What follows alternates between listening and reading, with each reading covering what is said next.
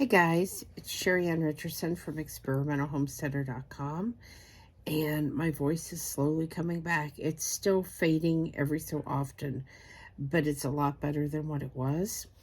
And we are back to talk about task number 12 of the 50 survival prepper tasks for beginners, that we've been talking about on and off for the past several weeks. And task number 12 is to get the supplies needed to seal up your home. There are some events where you want to seal up your home, more than just locking it up properly or trying to keep people out. Even the best weather seal might let something in.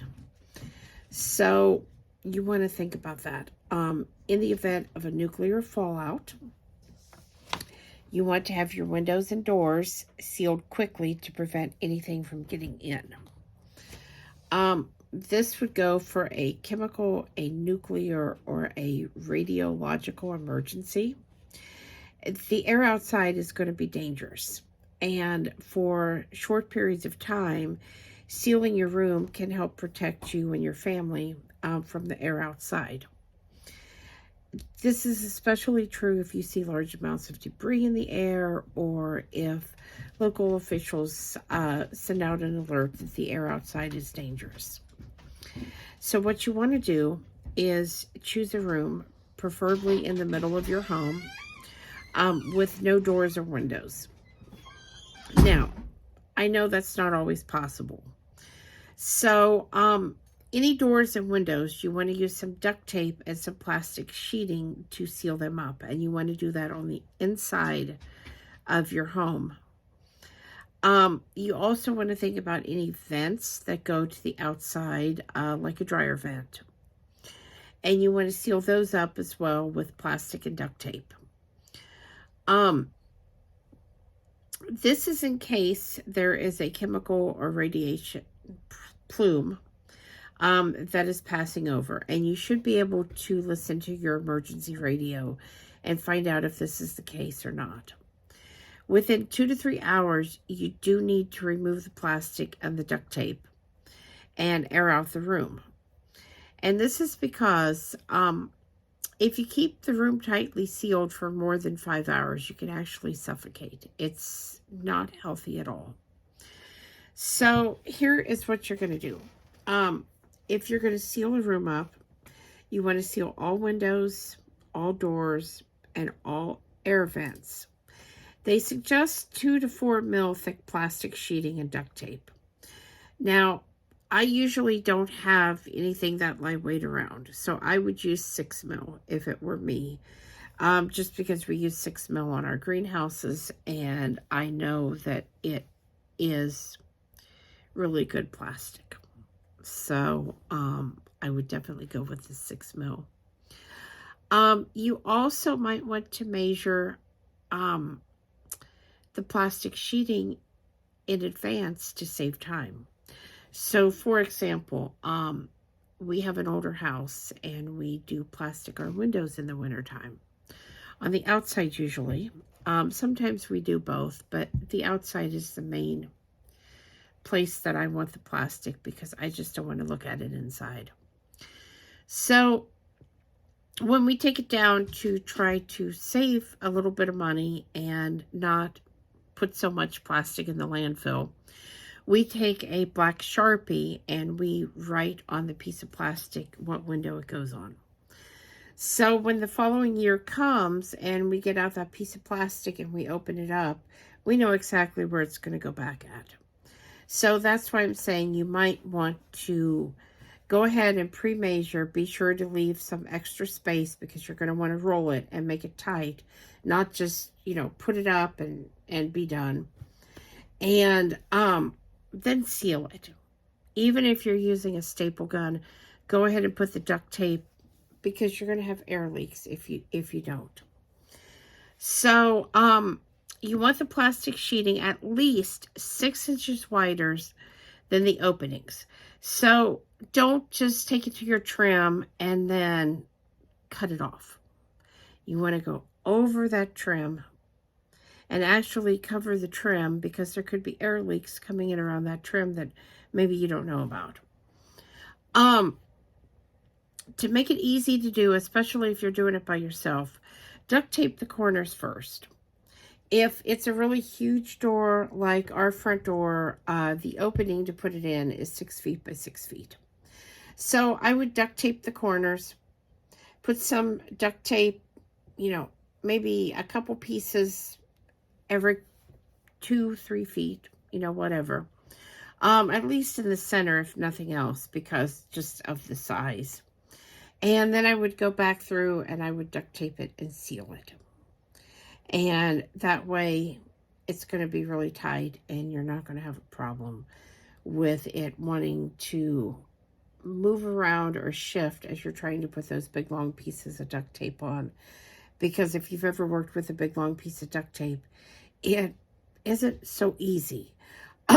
Sometimes it wants to fold back on itself, and duct tape, especially if you use like the Gorilla Tape, is really hard to pull apart because it will stick to itself. Some places, especially places like Connecticut, where there are nuclear power plants, have special plans in case there's an emergency. So you could contact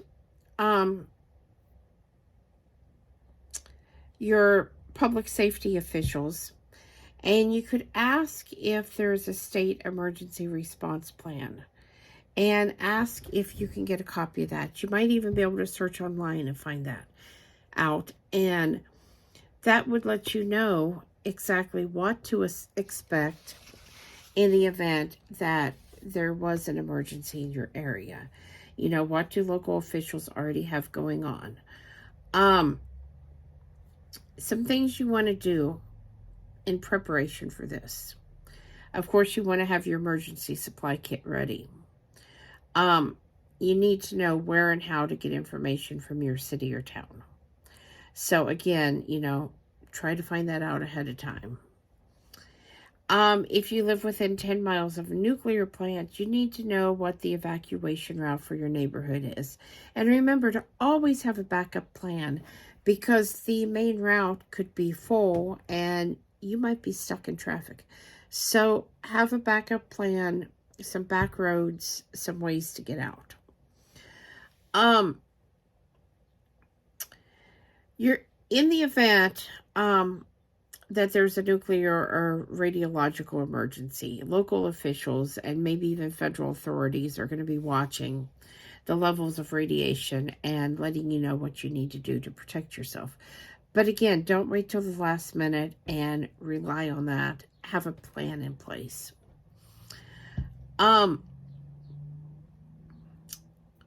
You may be told to shelter in place, which means to stay indoors wherever you are and not move to another location. So again, if you're told to shelter in place, close and lock all the doors and windows, turn off fans, air conditioners, forced air heating units, anything that would bring fresh air from the outside in. Okay? Close fireplace dampers if you have one. Bring your pets inside. They're in danger too. Make sure you move to an inner room or a basement. Consider sealing the room. Don't just consider it, do it. Have your plan in place. If you have enough time to seal the other doors and windows in your house, that's great. If you don't worry about it. Keep your radio tuned to the emergency response network. This is why you want a hand crank radio. And do not leave your shelter until you're told it's safe by local officials. Now, like I said, you do have to remove that plastic within, the 2 to 3 hour time frame, because after 5 hours, you've got a problem. So that is something that you have to do. But you don't want to go outside or open your doors or windows or anything like that. If you are told to evacuate, then you want to follow the directions from your local officials, and you want to leave as quickly and orderly as possible.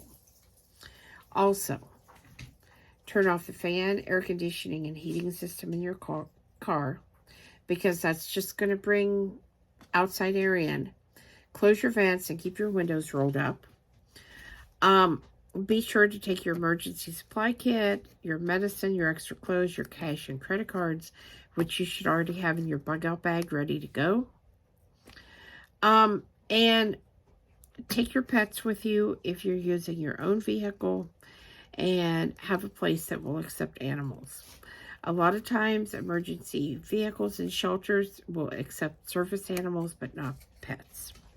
So you might want to have a backup plan for your pets in the event that something was to happen and you couldn't take your pet with you. So anyway, guys, that was test number 12.